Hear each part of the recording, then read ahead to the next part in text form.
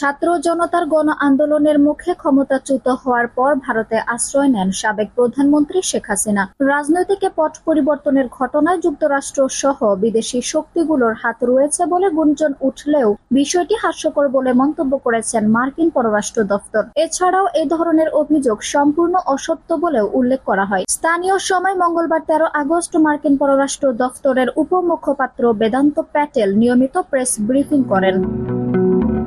সম্প্রতি এক প্রতিবেদনে বার্তা সংস্থা রয়টার্স জানায়, গত রোববার ভারতীয় সংবাদ মাধ্যম দ্য প্রিন্ট এক প্রতিবেদনে শেখ হাসিনাকে উদ্ধৃত করে বলেছে, তার পদচ্যুতির বিষয়ে যুক্তরাষ্ট্র সহ বিদেশি শক্তিগুলোর হাত ছিল। তিনি যদি যুক্তরাষ্ট্রের কাছে সেন্ট মার্টিন ও বঙ্গোপসাগর ছেড়ে দিতেন তাহলে ক্ষমতায় থাকতে পারতেন। তবে শেখ হাসিনার ছেলে সজীব ওয়াজেদ এক্সে দেওয়া এক পোস্টে বলেছেন, তিনি হাসিনা কখনোই এ ধরনের কোনো বক্তব্য দেননি। মঙ্গলবারের প্রেস ব্রিফিং এ এক সাংবাদিক বেদান্ত প্যাটেল প্রশ্ন করেন, বাংলাদেশের সাবেক প্রধানমন্ত্রী শেখ হাসিনা গণবিক্ষোভের আয়োজনের জন্য যুক্তরাষ্ট্রকে অভিযুক্ত করেছেন।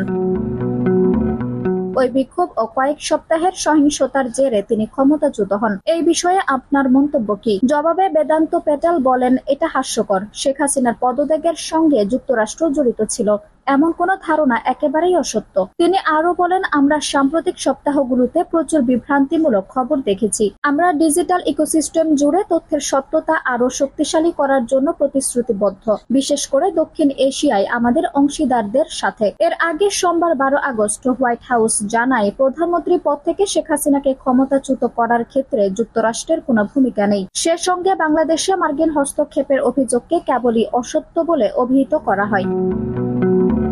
আঞ্জুম হক আরবি, টাইম নিউজ ডেস্ক।